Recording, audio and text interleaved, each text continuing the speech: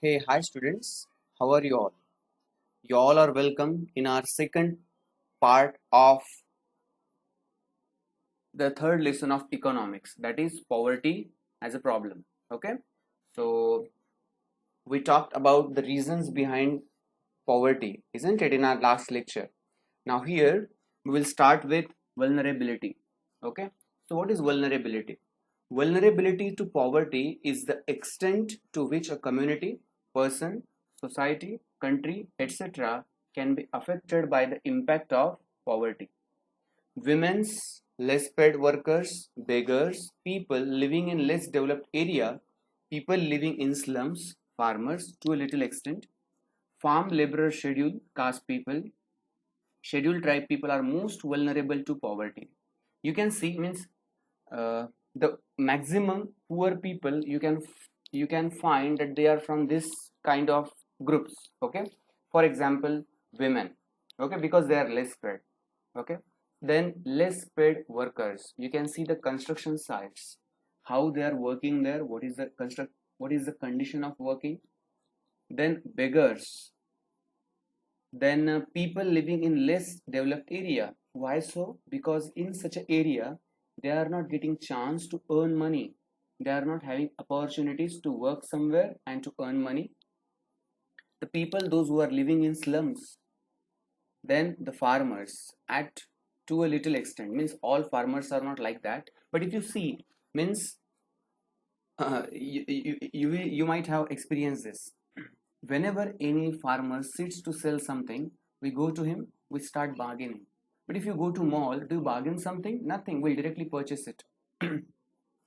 So farmers, when they produce something, first of all his farming is dependent upon the nature, is dependent upon the mood of the nature, whether it will rain or not rain. If it rains, how much it will rain, more or less. Then whether does it support it or not. So all these possibilities are there. Means he is running his business on possibilities only, isn't it? So afterwards, when once he cultivate and whatever he gets, will it get the proper price or not? That's another question. So in this way, farmers they also vulnerable to this poverty. Then farm laborers, okay, then scheduled caste people, then scheduled tribe people, they are most vulnerable to the poverty because these people they have experienced from their ancestors the poverty, so it's very difficult to them to overcome from this. If they don't get proper opportunity, then they will stay in that. Okay, so here you can see the graph here. Scheduled tribes 51%, then urban casual laborers, then rural agricultural laborers, scheduled caste, and average Indian poverty ratio, it's a 26%. Okay, so these are most vulnerable group of India to the poverty. Now, anti-poverty measures, what we can do to eradicate this poverty. So here you can see we can end poverty 2015 Millennium Development Goals. But actually, is it possible? Means, is it eradicated? Is it ended? No, not at all. So what we can do to do it? At least we should try, but isn't it? We should not lose our hands and legs, and we should just sit idly and not doing anything. So what are anti-poverty programs our government has initiated? They have initiated National Rural Employment Guarantee Act, that is NREGA. Okay, the National Food for Work Program, the Jawahar Rozgar Yojana, etc., have been initiated by the government of India for the alleviation of poverty. Okay, so uh, we'll talk about them. First, we'll talk about this NREGA only. Okay, I think you must be knowing about it because in our last lecture it's over, but still, let me remind you. Mahatma Gandhi National Rural Employment Guarantee Act. Okay, according to this, every person, means see, those who fall in this act, those who fall in this scheme, they have one card. Okay, so the person, those who are holding this card, they must have 100 days employment throughout the year. If the government is not capable, to give them 100 days employment, then they must give them compensation of 100 days. Okay, so this is what Rural Employment Guarantee Act. Then what problems are rural poor face? First, landlessness. They don't have land, and as a result of that, they have to work in others' farm. And there is no problem in working in others' farm. But the problem here is the person, those the landowners, they know very well their helplessness. So they just take the benefit of their helplessness, that they will pay them less money and they will ask for more work, isn't it? So because of this landlessness, these people, they have to suffer a lot. Then second, unemployment. If there is if there is employment, the people will earn, they will feed their family. But there is unemployment, then what they will earn means already whatever saving they have to consume that. Means income is completely gone, but the outcome is completely going on, isn't it? So unemployment is also the major problem faced by the rural poor. Third is size of families. See, means already your income source is very small, you are earning very less. But if you have bigger family, if you have 3 4 children, then they will consume a lot, you can't give them proper nutrients. Okay, so the family size should be less. But in rural area, you can see there are more and more children, 3 4 5 6, isn't it? So this size of family is also one of the reason of their problem. Then illiteracy, as they are not educated, as they don't have that much money, and first of all they should think about their belly, so they can't go to the schools. Their parents didn't send them to the schools, and they also don't send their parents children to the schools. So when it happens, this goes on, the rate of illiteracy, it grows on. And as there is an illiteracy rate, they are not educated, they have not gone to the school, it's, of course, they will not get the jobs. And when they will not get the jobs, the poverty will not be eradicated from their family. They will just work upon this farming, isn't it? Then malnutrition, as there is no proper food, so they have to suffer from this. Then child labor, to sustain their family, the children, they also have to work, so it grows on again. And helplessness. See, no poor is happy with his condition. First, we should be clear about this. As you know very well, no poor is happy with his poverty, but he has to suffer from that because he is helpless. He can't do anything. Okay, so this helplessness again bring them into debt, and when this debt grow on, finally, many are farmers, unfortunately they commit the suicide. Definitely many responsible factors are there behind it, but finally their helplessness asks them to do anything for their family, and a result of that, they do such a task, because of which they again and again fall into the pitch of this helplessness. Okay, so all these are the facts, all these are the problems which are faced by the rural poor. So here, this is the story of Lakha Singh. Okay, so you can see he with his wife, he is working in the farm. Okay, and he's asking, would I ever be able to buy new clothes for my family? Because in this way, if I work for many days, but still, as I'm working with in another field, I can't get that, isn't it? So to eradicate what to eradicate the poverty, what steps are taken by the government? Let's talk about it. The government of India has been trying its best to remove poverty. Some of the measures which the government has taken to remove rural poverty are Small Farmers Development Program. Those who are small farmers, we should give them proper training. We should provide them loans, okay, and which will be on less interest. And sometimes if there is a crop failure, government will just forgive that. Means repayment will not be asked for. So in this way, small farmers program development program is there. Then drought area development program, wherever, see, in our Marathwada is drought prone, isn't it? So when the government feel that this area is a drought prone, then government will provide irrigation system to the farmers. And if you don't know, then let me tell you, there is a complete subsidy on this. If any small farmer they purchase any tools related to farm, then they will be given subsidy on that. Okay.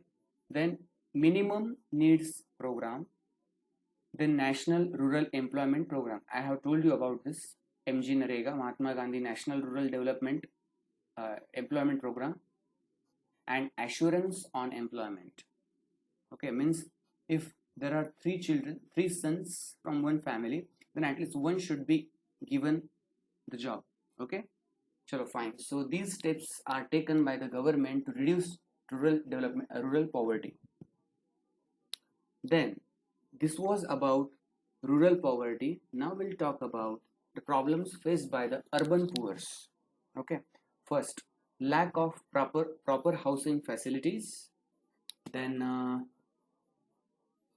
see, many times it happens that people from villages, they leave their farm, or because of their helplessness, or as there are three, four members in the family, those who can work, and they all can't work in same farm because it is a less. So because of these all many reasons, they just migrate to the cities. When they migrate to the cities in search of the job, they get the job.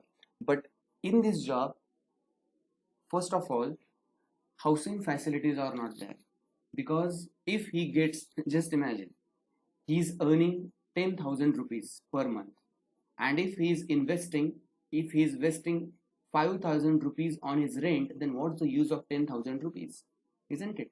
So he will see such a house where he has to pay very less money. So in this way, when the people come, I'm talking about 10,000, but the people, they are earning sometimes 3,000, 4,000, 5,000. How do they manage? So they can't consume a lot of money on just home rent, house rent, isn't it? So they have to live in very improper housing facilities. And in this way, the slum area grows on in that city. Okay. Then unhygienic environments. Of course, when there is no proper housing facility, then hygienic environment will also not be proper. It will be unhygienic. Then no social security schemes. He is just open for the social threats, because in such area there is no kind of guards, not means police, they are also not aware, they are also not much keen about it. So no social security schemes. Then lack of opportunity to quality health and educational services. They don't get quality health, and educational services are also not open for them. There can be reasons behind it. They don't have the proper knowledge about that institute. Second thing, they don't have money, isn't it, to take the admission. Okay, and they don't know the government schemes. So because of all these problems, they again and again face the problems, and they have to suffer from that. Clear? So these are the problems faced by the urban poor. Now let's talk about the story of Ram Saran. So you can see their housing facility, how he is working. Okay, then he is working as a coolie, lifting the weightage. Okay, then after paying house rent, no money is left for the old parents in the village.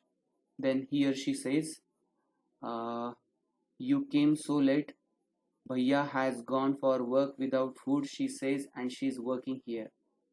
So in this way, this is the story of Ram Saran, and in this way he spends his time, his life.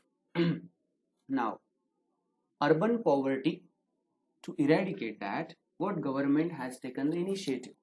First, Nehru Rozgar Yojana, then Prime Minister Rozgar Yojana, Urban Basic Services for the Poor program, and National Social Assistance program. Okay, so you can make the acronym from this. Just make the acronyms, and you will remember this. So what you can do, just make the acronym and read about it in details in your book. Okay, so all details are given in that. So these four schemes are taken by the government to eradicate urban poverty. Okay, now global poverty. So here you can see, first let's talk about this much percent population living in less than $2 per day. Okay, means $2 means almost we can say 70 into 2, 140 rupees per day, huh? Okay, so 75 to 92% people they are living. So see these colors, this green shade is in India also, means till now we are compared with China. Okay, 92 to 75%, it's really shocking, and we call that India is a developing country. Okay, so these many people still they are living in such a poverty, who earn $2 per day. Okay, now why is a poverty a challenge? First of all, political instability. See, whenever any political party comes to the power, they initiate some programs, but after 5 years again the government is changed, and sometimes if their government is standing upon the coalition, then the support is just taken out, and the government can just fall down. Okay, so this political is because of this political instability, the political parties are also not willing to do something firm, something strong. They are not interested in that. Okay, then lack of implementation of laws are not implemented properly. If government brings any scheme, then it does not reach to the last person. That's one of the problem. Then caste system, still we are living in modern age, still some idiots are there, those who are following this caste system. Means if any person asks them for the job, first his caste is seen, from which caste does he belong. Okay, so because of this, one part of the society is not getting lifted up, they are not developing. Okay, means it's a kind of paralysis to one part of our society. It is a paralyzed, and we can't develop with such a paralyzed body, isn't it? If we want to really develop with full potential, we have to give them chance also. Then no patriotism among the people don't think about the nation, first they think about the self interest. Of course, sometimes when foreign products come to India, we feel that they are cheaper, so we purchase it. It's a common tendency.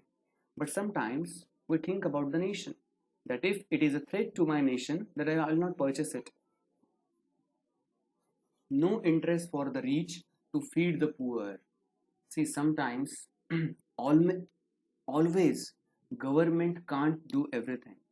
It's not possible for government, and the country like India, which is such a populous country, it's not possible for the government to do all the things. So sometimes the rich people, they should come forward and they should adopt some families. Okay, and they should provide all their necessities. It's the duties of the natural rich people. Okay, they should come forward and they can do it and feed the poor. Then less subsidy provided by the government, and poor are not being employed. So all these problems are there. Okay, so fine, here we'll stop. Thank you so much.